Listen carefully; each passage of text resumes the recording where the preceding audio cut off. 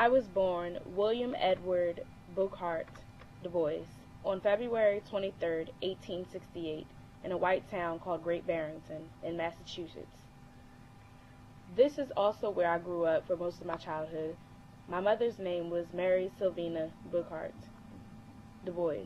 Her family was a part of a very small population of free blacks in Great Barrington, in her ancestors' own land in Massachusetts. Several of her ancestors were notably involved in regional history. My father's name was Alfred Dubois. He was from Haiti and of French Huguenot and African descent.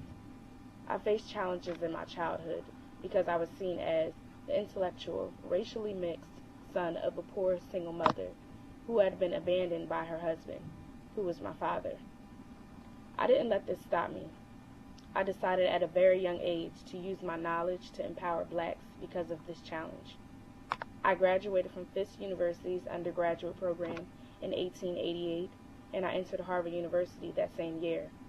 I proudly earned my bachelor's degree, cum laude, in 1890 from Harvard University. To further my education, I went to the University of Berlin for graduate work.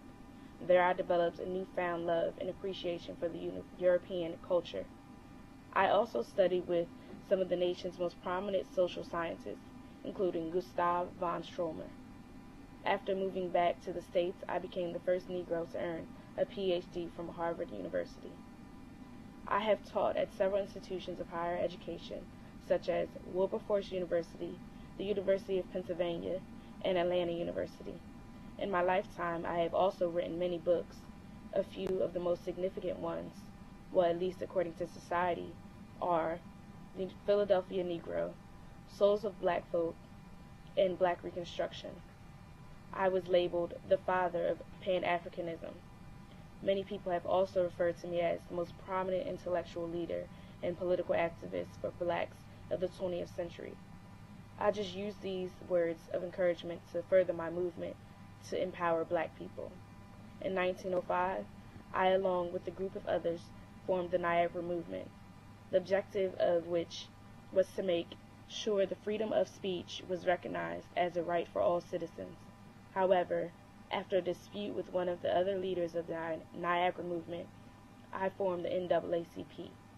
At one point in my life, I became so committed to my organization that I left Atlanta University to become a full-time publications director for the NAACP. However, I eventually returned to Atlanta University.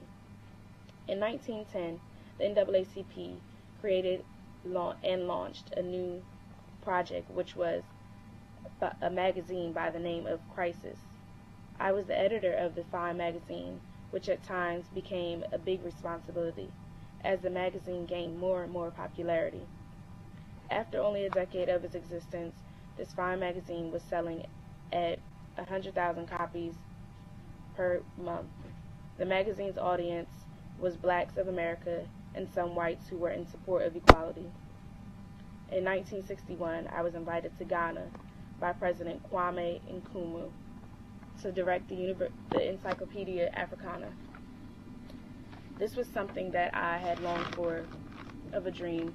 In 1963, when I was refused a U.S. passport because I was viewed as a communist, my wife and I became citizens of the great nation of Ghana, and that is where I died in 1963.